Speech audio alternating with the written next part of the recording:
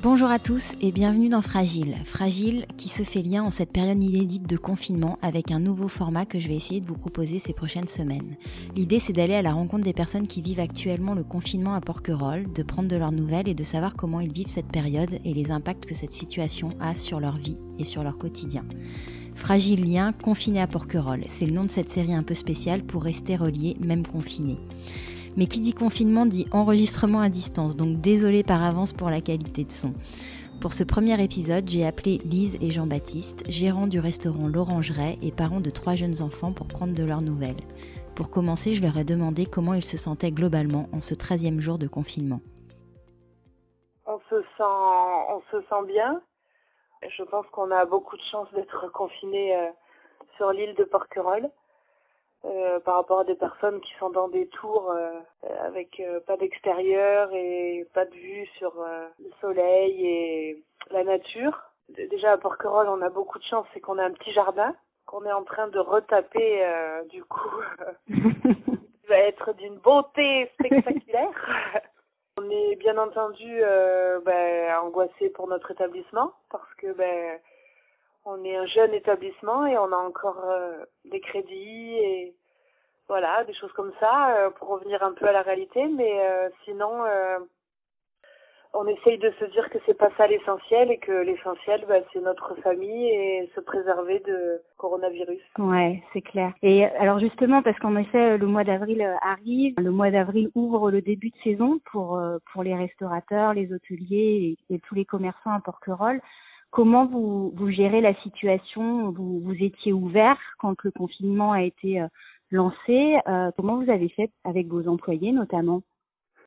Nous, on ouvre le 27 décembre, donc on avait déjà quelques heures de vol et on le vit pas bien parce que on prend beaucoup de temps à essayer de recruter des personnes, des collaborateurs qui sont bien techniquement, humainement, donc voilà, c'est une lourde tâche. Et c'est vrai que là, à l'heure actuelle, on avait signé 6 staffs oui. en chômage partiel pour pas utiliser inutilement des congés payés, ces choses-là. Donc Lise est beaucoup sur le technique, sur le salarial et l'administratif, ce qui prend beaucoup de temps chaque jour. Ouais, j'imagine bien. Et les personnes qui étaient employées chez vous sont rentrées chez elles ou elles sont confinées également à Porquerolles? Alors, nous, on a fait un choix qui était très simple et stratégique, c'est-à-dire que nous avions 3 personnels qui sont varois et issus de la région, donc ils sont confinés au sein de leur famille ou dans leur appartement classique, quoi. C'est des personnes qui traversaient ou qui ont de la famille juste en face. Par contre, nous avons pris la décision de garder avec nous le chef et le second, qui était déjà là avant le démarrage du confinement et même on va dire le début Et qui habite loin et le début de l'épidémie. Alors vous disiez que vous étiez un petit peu recentré sur votre famille. On peut peut-être préciser que vous avez 3 enfants, dont 2 en bas âge et un tout petit de quelques mois. Comment ça se passe à la maison pour vous en ce moment? C'est carnage. C'est le carnage. Non, on a instauré très rapidement, en fait, on a essayé d'instaurer un rythme pour que tout le monde puisse s'y retrouver. Donc, le premier, c'était l'école pour Lou, qui a 9 ans. Ouais. Les autres étant plus petits et n'ayant pas d'école. Donc, la priorité, c'est de mettre en place un rythme pour Lou, qu'elle se perde pas, et voilà. Donc, nous, on fait l'école de 9h à 11h30. Après, le reste de la journée, on essaye de pas trop allumer la télé et de plutôt privilégier des activités, d'aller dans le jardin, un peu de raquettes, et puis après, tout ce qui est aussi manuel, peinture, voilà. Et ça va, ça tient? Elle rechigne pas trop pour les devoirs, Lou? Non, pour les devoirs, ça va. C'est plus après, elle aurait plus envie une fois que les devoirs sont terminés, de faire plus des écrans et la télé, etc. C'est vrai que elle aimerait plus faire des choses comme elle adore lire, donc ça, y a pas de souci. Mais après, elle nous gratterait beaucoup plus les écrans, puisque pour elle, elle comprend pas que on lui laisse pas plus, puisque elle a pas l'école, elle a pas les choses comme ça, donc voilà. Alors, franchement, ils sont cool, quoi. Son maître ou sa maîtresse envoie les devoirs par mail. Comment ça se passe chez vous?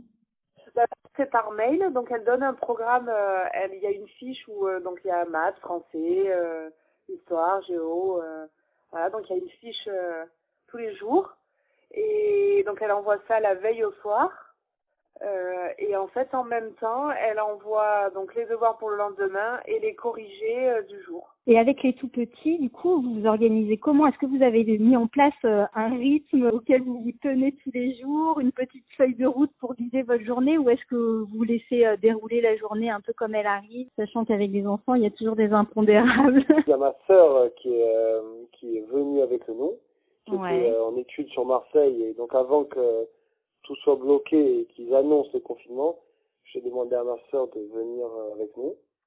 Donc, du coup, c'est beaucoup ma sœur et Élise qui tiennent la maison. Ben, en fait, on fait des activités manuelles et on essaye que ça soit et pour Lou et pour Alba. Tout le monde fait la sieste et en fait, après la sieste, voilà, on les installe à une table et on essaye, ou alors on va dehors dans le jardin, et après on essaye de sortir. Mais nous, on sort pas beaucoup parce qu'on a mon papa aussi qui est avec nous et qui a 70 ans. Et donc, on a le moins d'interaction possible, parce que voilà, on a peur, hein. Je sais pas si c'est fondé ou pas, mais voilà, on a peur. Donc concrètement, vous êtes 7 à la maison, là, c'est ça? Oui. On est 9, parce qu'il y a il y a Lima, et ma sœur a ramené aussi son chien.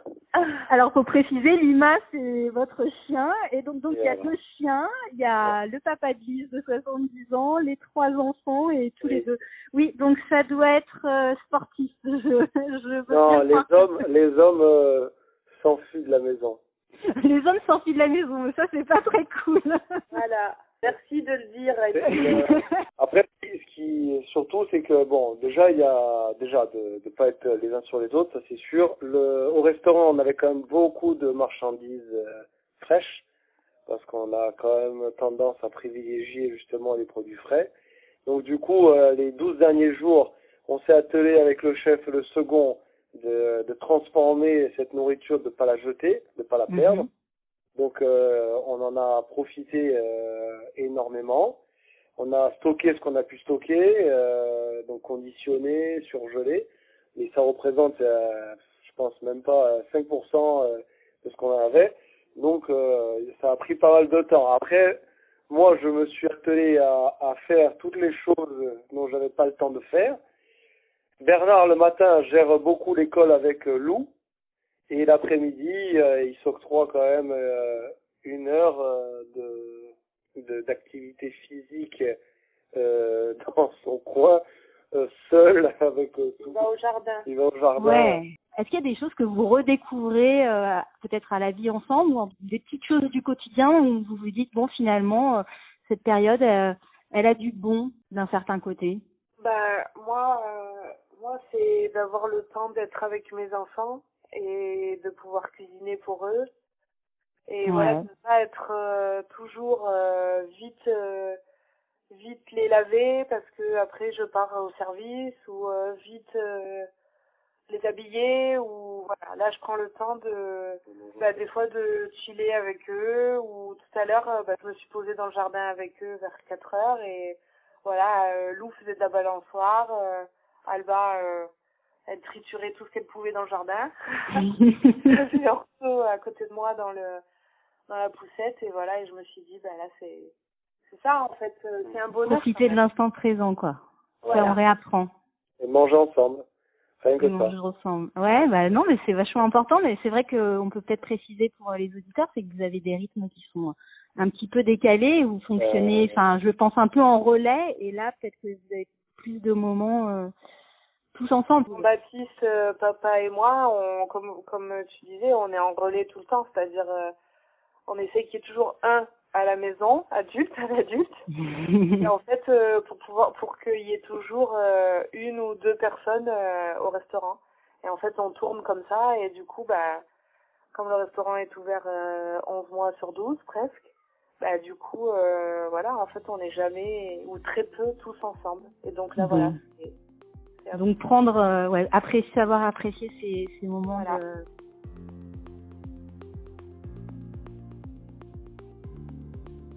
Et alors, vous avez vos familles qui sont pas toutes avec vous, parce que malgré tout, même si vous êtes nombreux sous votre toit, tout le monde n'est pas à vos côtés. Quels moyens vous avez trouvé pour garder le lien avec vos proches? Est-ce que vous utilisez les nouvelles technologies, les Skype et autres hangouts?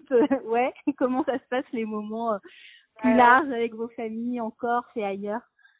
On fait beaucoup ce qui est à la mode, je pense en ce moment, les Messenger, les conférences Messenger là, ou FaceTime ou WhatsApp, où en fait on est tous en même temps en simultané. Et c'est pas mal du tout. Finalement, c'est bien, ces nouvelles technologies. D'après vous, vivre le confinement à Porquerolles, vous me semblez le vivre, alors évidemment avec l'angoisse que vous pouvez avoir pour votre famille et puis pour votre activité professionnelle. Néanmoins, je sens que vous arrivez à le vivre avec une certaine philosophie et une certaine sérénité. Est-ce que vous pensez que l'environnement dans lequel vous êtes, ça y contribue? Évidemment, c'est comme tout ce qu'on vit. C'est-à-dire que c'est dur d'être à l'heure actuelle patron, c'est dur de gérer un restaurant parce que voilà, il y a une amplitude horaire qui est importante, mais en même temps, c'est dur d'être parent aussi, et de gérer 3 enfants en plus. Mais en fait, après, quand on a un petit coup de mou, voilà, on va dehors et on respire et en fait, c'est merveilleux. On est dans un endroit qui est merveilleux. On a 2 circuits autorisés pour aller se promener à Porquerolles. En fait, ils ont fermé beaucoup de sentiers et bon, c'est normal hein, pour pas qu'il y ait d'abus. Et donc en fait, hier, j'allais promener les enfants et voilà, c'était merveilleux. On a vu les petits canards dans la mare aux canards et Alba, elle était trop contente et Lou aussi. Et voilà, et ça c'est merveilleux quoi. On a de la chance. Ouais. Le plus dur, ça va être de retourner travailler après 2 mois de confinement. Parce qu'en fait, on a chacun nos occupations et bon, on prend un rythme de croisière, mais quand il va falloir y retourner, on va dire mais pourquoi on était bien comme ça. Et est-ce que vous ressentez une certaine solidarité qui se met en place sur l'île? Parce que il y a quand même des personnes âgées, des personnes qui sont un peu fragilisées. Pour les courses, je ne sais pas comment ça s'organise, mais est-ce que vous ressentez quelque chose d'un peu particulier dont vous dites ça doit pas être pareil sur le continent? Alors oui et non. Oui, parce que la supérette et la boulangerie sont restés ouverts. Les gérants de ces établissements sont tous les jours devant leur boutique à faire attention à ce qu'il n'y ait pas de promiscuité, que les gestes barrières soient respectés, que l'approvisionnement continue, que personne ne manque de rien. Le banc de fruits et légumes aussi. On va dire qu'il y a quand même pas mal de gens qui se posent des questions, notamment sur les réseaux sociaux, notamment les petits groupes de personnes pour demander s'il y a besoin de rien en pharmacie, quand il y en a un qui traverse, tout ça. Et après, non, parce que c'est vrai qu'il y a aussi le fait que chacun ait ses petites habitudes, que chacun aussi aime bien choisir les produits qu'il veut. Bon, je pense pas que ce soit généralisé. Je pense que oui, il y a dans l'ensemble, tout le monde s'entraide, en tout cas se questionne et se consulte. Ça permet aussi aux gens de prendre aussi leur petite pause dans la journée, d'aller à la supérette acheter de quoi manger ou à la boulangerie le pain. C'est quand même un peu l'animation de la journée à Porquerolles en ce moment. Tous les établissements qui étaient ouverts, bon, il n'y en avait pas beaucoup, mais on était quand même 3 ou 4 restaurants. Les seuls qui ont eu la possibilité de rester ouverts étaient la boulangerie et l'alimentation. Et un banc de fruits et légumes aussi. Les pêcheurs ont l'autorisation de pêcher et de ramener du poisson. Ce qui permet aussi de venir un peu améliorer la vie du quotidien, un bon poisson frais.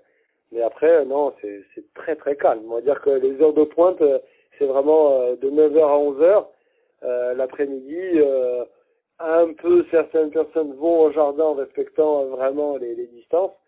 Mais bon, ça reste quand même très très très calme. Mais j'ai l'impression que vous êtes quand même moins tributaire des traversées parce que la supérette est bien approvisionnée et que de fait, vous pouvez faire vos courses plus volontiers sur l'île, non? Exactement ça. En fait, on est quelques-uns. Par exemple, nous, c'était le cas. Moi, j'ai traversé hier. J'ai réalisé un drive. Donc, du coup, ça permet de vraiment faire attention aux courses, à la marchandise, aux gestes barrières. En plus, bon, moi j'ai la chance de les laisser une journée dans la chambre froide pour être sûr qu'il n'y ait pas de problème et de déballer entre guillemets au restaurant avant de les ramener à la maison. Mais en gros, les gens avec qui j'étais sur le bateau, ils ont fait la même chose que moi, c'est-à-dire que ça faisait une douzaine de jours qu'ils n'avaient pas bougé. Ouais. Voilà. Ouais, donc vous espaciez beaucoup vos déplacements. D'ailleurs, les navettes ont été réduites. Il y a beaucoup moins. Ouais, il y en a 3 par jour, voilà, donc beaucoup moins de rotation pour éviter, bien sûr. 3 par jour, 99 personnes. La TLV fait un travail de malade pour désinfecter et essayer justement de tout mettre en œuvre pour faire le job. Hein. Je pense qu'ils sont soucieux de tout. Donc voilà. Et puis bon, les services mairie hier, j'ai l'impression que bon, ça bosse aussi à fond. Hein. J'ai envie de vous poser une petite question, alors même si bon, on en est au 13e jour de confinement, il reste encore un petit peu de temps, mais quelle est la première chose que vous allez avoir envie de faire quand ça sera terminé tout ça? Est-ce que vous savez déjà ce qui vous manque le plus? Venir avec nos copains de Lille et on va se faire un méga apéro. Ouais, ça c'est cool. Sur le Facebook là de tu sais que tu viens de Porquerolles, il y a une initiative qui a été mise en place de faire éventuellement un rassemblement avec tous les Porquerolais et puis chacun emmènerait quelque chose sur la place. Est-ce que là vous vous dites que ça va changer des choses vous dans votre vie au quotidien? Alors dans notre vie au quotidien, oui, sûrement, mais j'espère surtout que ça va changer au niveau de tout notre fonctionnement en France. J'espère que sur nos industries, etc., j'espère que ça va changer beaucoup de choses. J'espère que on va relocaliser en France et qu'on va se rendre compte que voilà, que de tout délocaliser et tout faire en extérieur, c'est peut-être pas ça qui est le mieux et qu'il faudrait un petit peu qu'on se recentre un peu sur nous, quoi. Voilà. Faut quand même se rendre compte de quelque chose que les gens ont un peu de mal à assimiler. C'est-à-dire que tout ça est inédit. La dernière fois que l'humanité a vécu un truc pareil, c'était en 1918.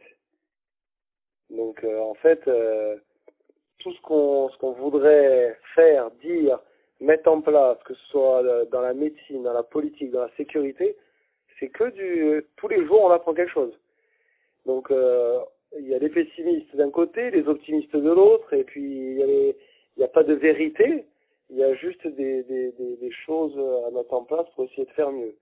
Par contre, ce qui est sûr, c'est que je pense et j'espère que les gens vont continuer sur leur lancée, c'est-à-dire de manger local, de manger un maximum de produits frais, de culture biologique si possible, enfin essayer de devenir avant-gardiste, quoi. Est-ce que vous auriez un message pour les Porquerolais, peut-être qui vous manquent tout particulièrement, ou pour les proches qui sont loin de vous aujourd'hui? Est-ce que vous avez quelque chose à leur dire? On leur envoie plein d'ondes positives, on leur fait de gros bisous.